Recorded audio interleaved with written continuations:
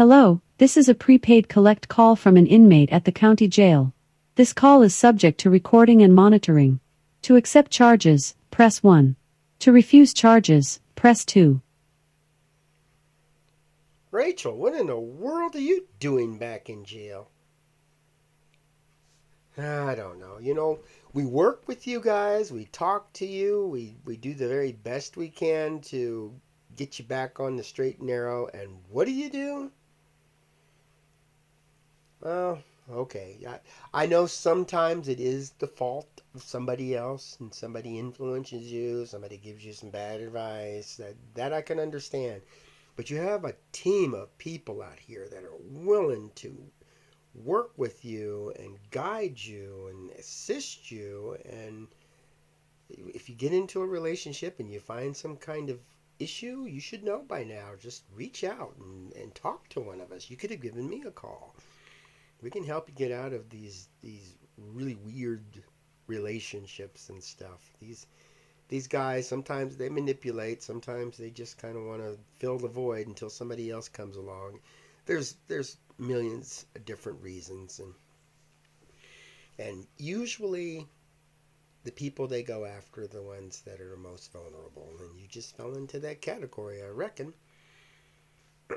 Well, okay, yeah, I know the routine. You're going to need money on your books and the phone, and you're going to need some people to pick up your property and help you with the legal advice and the attorneys and the whole kit and caboodle.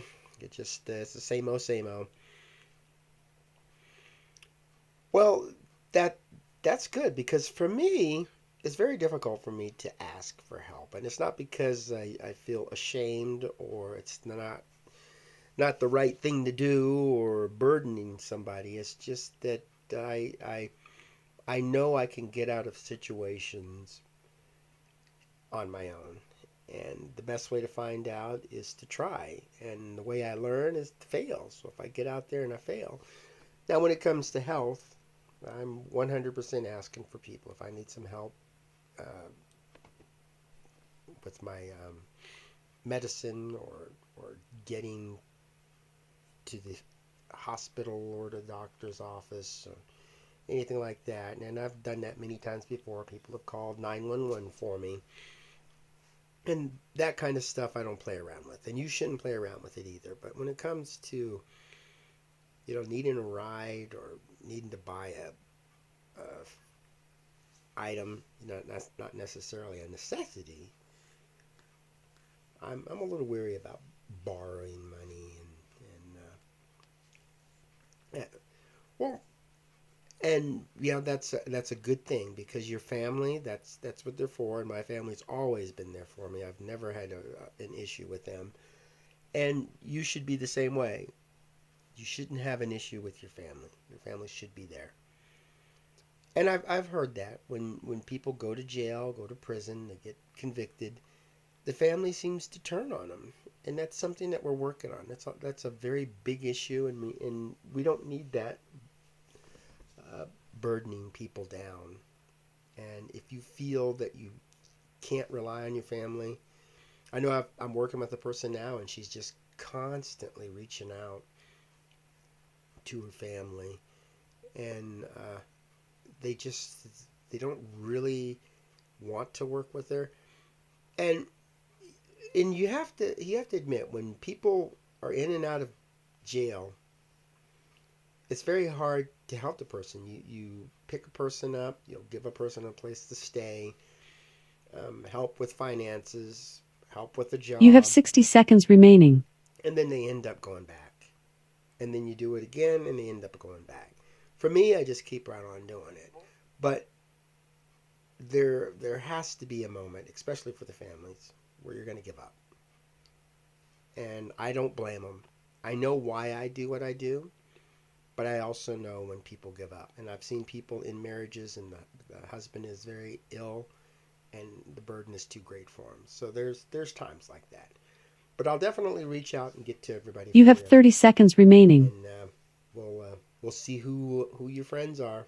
We'll put money on your books, and that's important to you. Well, I've heard that before. You're going to stay out. This is the last time, blah, blah, blah. It happens a lot, though. I've seen a lot of people do it, and I know you can. So it's up to you.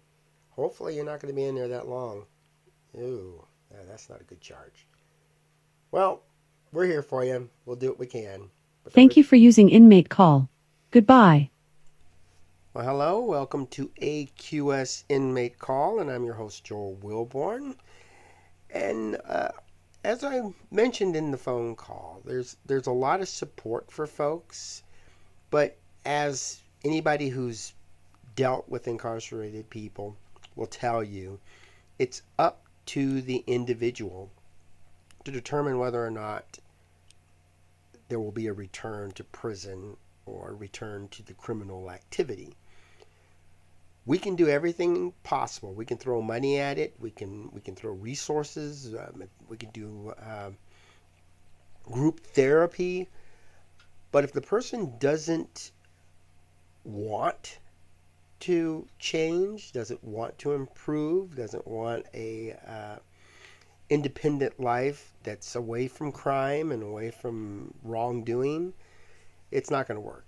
And that's especially true with addicts. If an addict does not want to quit, then there's no force on this planet that's going to change it. And I really promote people being independent and things like that. I know the United States is kind of moving away from independent thought and freedom of expression. We're trying to suppress all that. If you don't agree with one group, then you're chastised. And that's not what we need to teach people who are contemplating a life of crime or addicts or alcoholics. Because they matter. And I know there's a phrase that we have that Black Lives Matter. I don't think it's gone beyond the words, because in action, nobody's life matters. Not even a person's own life matters. We're running to a bad state for human existence. And I think we need to start concentrating on individuals. Let people make mistakes and don't condemn them for the rest of their life for making that mistake, especially if it's the first time they did it. Now, if they continue to make a mistake, yeah. But if a person goes out and maybe they're with a group of people and somebody says, hey, I'm bored, let's go break into that house. It's an abandoned house and blah, blah, blah. And let's say a person in the group says, well, okay, I've got 3 other people with me, let's go have some fun. And these people get arrested. 2 of them are have a criminal history. The other 2, including our individual, does not. I don't think they should all get the same sentence. The people that are just continuously doing that is more or less like the more you do it, the longer you're going to get. That should go with the territory, 3 strikes you're out type thing. But the first time person shouldn't get the same amount as the other career criminals. Mainly because we should count that as a mistake. And it's like people who speed down the road. They're speeding, they get pulled over for speeding, and the police officer says, I'm just going to give you a warning. And that's up to the police officer. It could be because he just doesn't want to deal with the paperwork. Could be that you were very polite. You did everything you were supposed to do, didn't give him any problems, and he's thinking, I'm going to give this person a break. Or maybe the person sees your record and says, oh, this person just doesn't do this kind of stuff. This is an out of the ordinary event, and I'm not going to hold it against the person. Or the cop could just go for broke. And I know we hear a lot of these things about they're trying to reach their quota by the end of the month or something. But whatever. And but if you get a warning, you should count that as a blessing. That should be one of those things that you learn from. It's like, I was speeding, I shouldn't have been, I got caught. I got fortunate this time because I didn't get a ticket. And go your life obeying the speed limit. It's really not that difficult to do. There are circumstances where a person is late for work, or there's an emergency, or the person is just not feeling well and not thinking. Maybe their mind is occupied with something else, and so they're speeding down the road, not paying attention to the speed limit. I know there's times that if I don't have my GPS on, I don't even know what the speed limit is. I might not see the sign. Maybe I'm changing a radio station or thinking of something else. Missed the sign, and I'm thinking, what's the speed limit out here? Is it 25? Is it 30? What is it? And could get pulled over for going under the speed limit or over the speed limit. And with general crime, the first time offender, I think we should go a little easier. But for judges and juries and justice systems that want to go hard on any crime, whether it's the first time or the 15th time, that's their prerogative, and we shouldn't hold that against them. But I know when I was in law enforcement, we would always say, the first time, okay, you get away. But the second time, you're going to get caught. We're going to get you. And there are a lot of times that people will go out, commit a crime, and say, wow, that was fun. It was very invigorating. I had a good time. Nobody suspected it was me. I'm going to do this again. And that's what we want to try to prevent. With children, we should teach them that making a mistake is not an evil, terrible thing to do. Matter of fact, we should encourage it. Don't let them go out and, let's say you tell them, be home before 8, and they get home at 8:45. Grounding them for 2 weeks, come on. You talk to them, and they got to listen. It's like, you're going to listen to this. You were 45 minutes late. You know the rules. We talked to you about it. We'll give you a break this time. Don't do it again. And the children should learn that there are consequences to their actions. And when they get caught, they're a little nervous and they're a little stressed out. Maybe a little trauma in there. But to have parents that are caring enough to say, okay, there's circumstances, these things happen, that's the way real life is. Let's not make this a habit. But everybody should be 100% behind the second and more of committing the same sin. Because if a person is 45 minutes late from curfew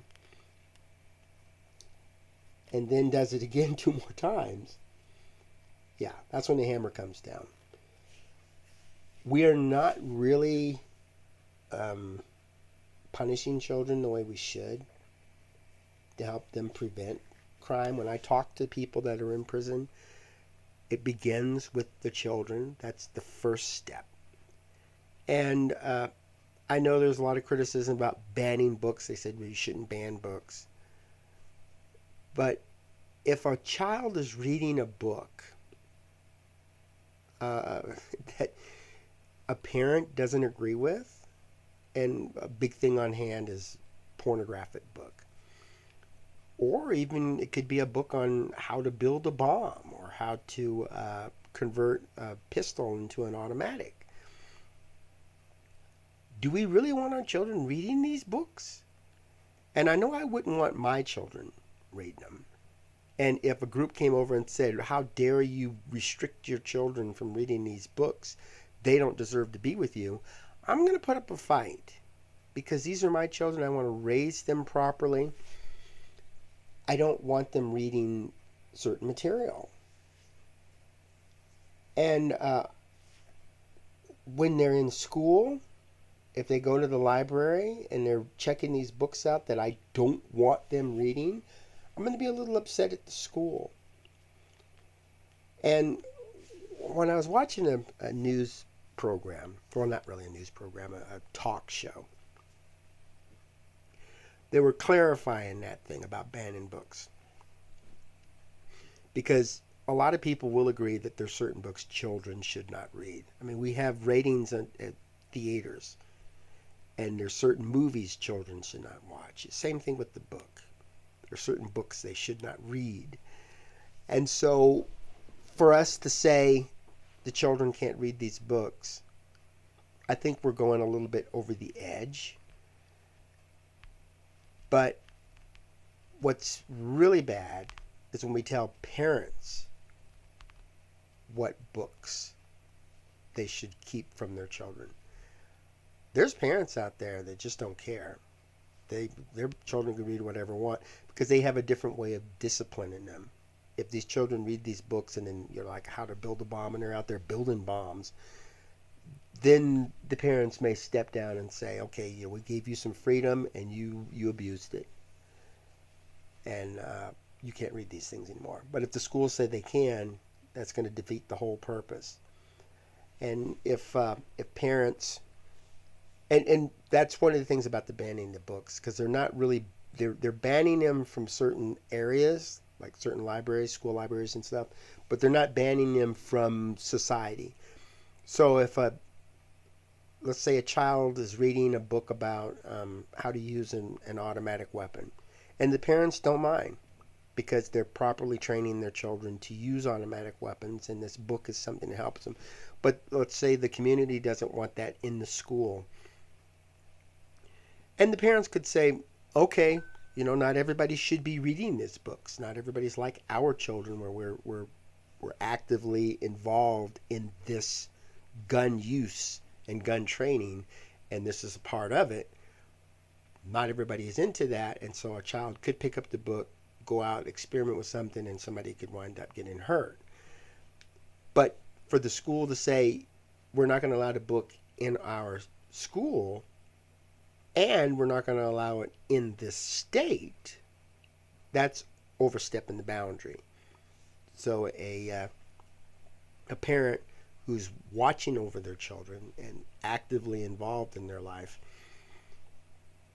wants the child to be able to read the book at home. Yes, that's mainly what these book banners are talking about. We want the book banned from certain age groups in certain situations, like a school.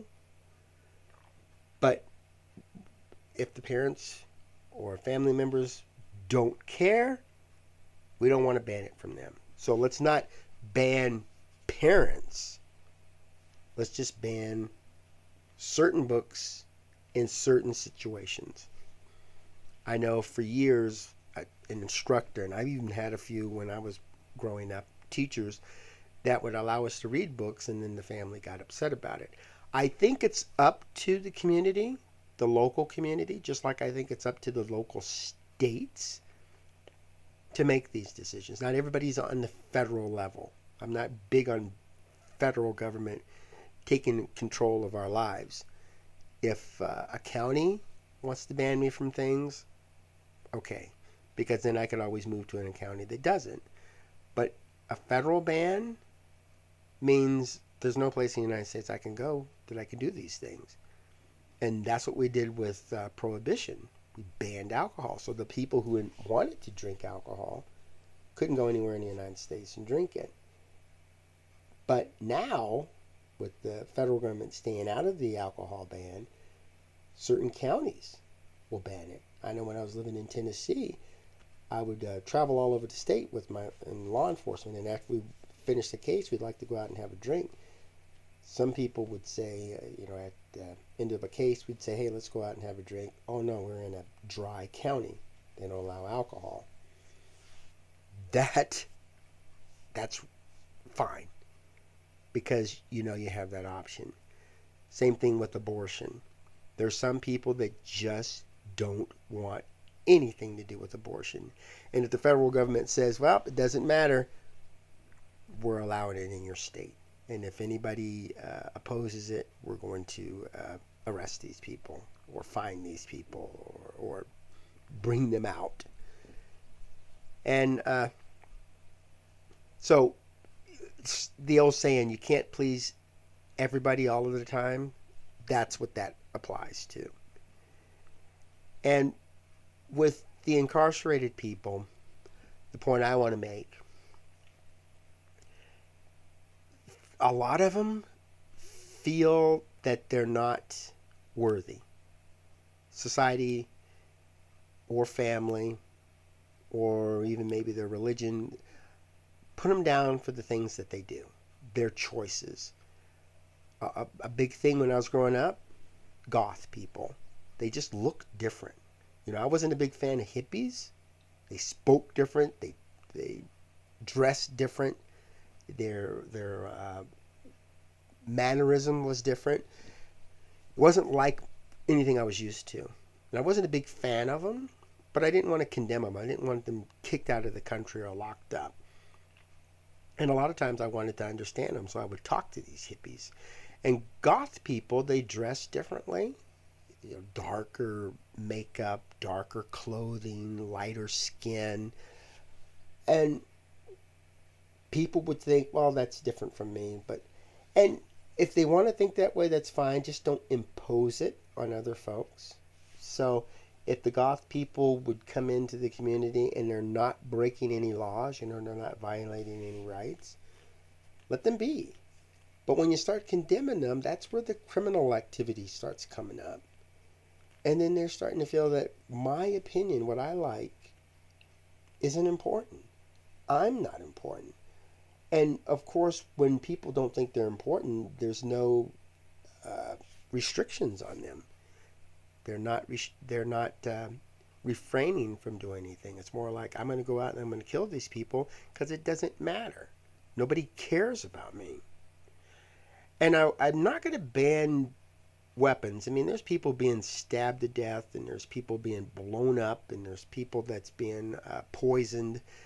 And we can't keep banning these things because the common denominator is people. People are killing people. And we just need to give a person a reason to leave other folks alone. What's in it for them? Why do they feel that they have to kill other people or they have to steal things from other people or harm other people in any way? Why did they feel that way? What can we do to help them get out of that rut? And the countries that are successful on that, it's not necessary because they're saying, well, look at these other countries that ban guns and there's no mass shooting. Well, they ban guns. The guns are gone. That's not going to happen in the United States. There will always be weapons here. There will always be automatic weapons, no matter what bans you put out there. And I know they talk about buyback, but who's going to want to sell their weapons? Weapons aren't out there to start a war or to defend against the government. The weapons are out there for recreational purposes. It is fun to fire an automatic weapon, especially on a range in a controlled environment. It's not fun to go into a grocery store and kill people with an automatic weapon. It's fun to fire it, just to feel it in you know, the rounds going out and down the range. And it's same thing with bow and arrow or fishing or hunting. These are things that people enjoy doing. It doesn't mean they want to violate other people's rights. And when they start doing that, we got an issue, and we need to talk to them about it. We need to make sure everybody's trained. If they want to teach gun safety in schools, I'm all for that. But not everybody's for that. There's a lot of people that are against it. But communicating with people, understanding them, giving them a reason, and as I mentioned in the phone call, I don't like asking folks for help, but I ran into a situation where I was helping folks. People were contacting me and I was contacting the authorities, and we were getting their issues resolved because the prisons weren't doing it. The DOC was not helping these folks. So we took it upon our own, in our own hands to do it. It was family members and community leaders, and we all got together and we worked on it. Especially when people get out of prison. I really step up when folks get out. But if they're in prison and they have an issue, they'll ask me. And I'll do what I can. Usually it's getting attorneys' names or probably looking up places where they can stay once they get out.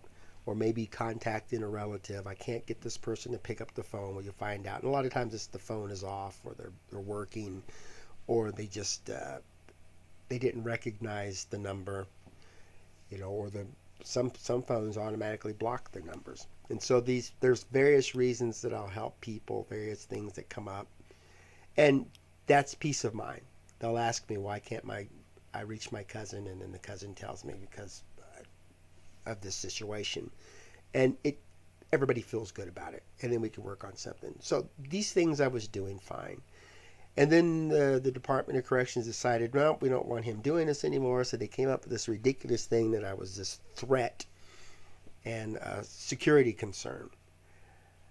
And they were telling me I wasn't working with people, wasn't helping them out. And I was just a liar, and I was abusing my privileges to communicate and work with these folks. I don't know where that came from. I'm just making my assumptions here. So in order to fix this, I thought, well, they're saying that I'm not helping anybody. I asked my friends that are incarcerated, will you send a letter to headquarters? And they were all happy to do that. It was something I normally don't do because I figure I can just fight them and maybe take a legal action. But to ask them to write a letter, kind of like a Yelp review. It's like, you like our product? Well, leave a review.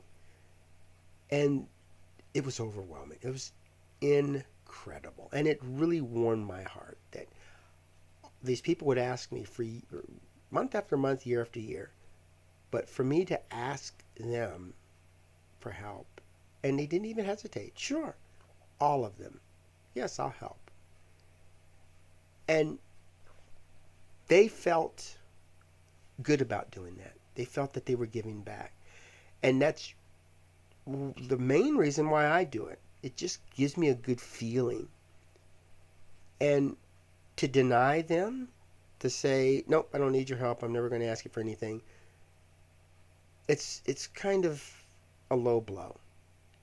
I like that feeling. I like helping folks. They give me a reason to help, but I never ask for anything in return. And when I did, they stepped up. And they even said, if there's anything else I can do, let me know. A wonderful feeling for them. I know how they feel.